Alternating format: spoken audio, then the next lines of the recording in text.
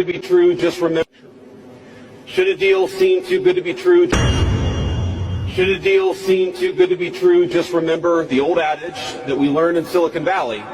If you aren't paying for the product, you are the product. Some authoritarian regimes have stolen and used AI to strengthen their military, intelligence, and surveillance capabilities, capture foreign data, and create propaganda to undermine other nations' national security.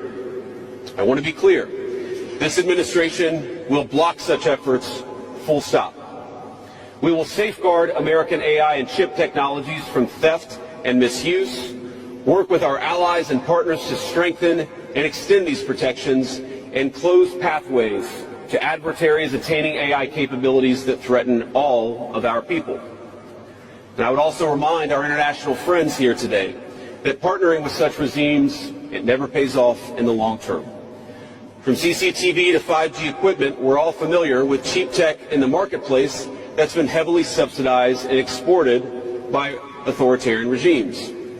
But as I know, and I think some of us in this room have learned from experience, partnering with them means chaining your nation to an authoritarian master that seeks to infiltrate, dig in, and seize your information infrastructure. Should a deal seem too good to be true, just remember the old adage that we learned in Silicon Valley. If you aren't paying for the product, you are the product. The Trump administration will ensure that the most powerful AI systems are built in the U.S. with American-designed and manufactured chips. And let me be emphatic about this point. America wants to partner with all of you. And we want to embark on the AI revolution before us with the spirit of openness and collaboration.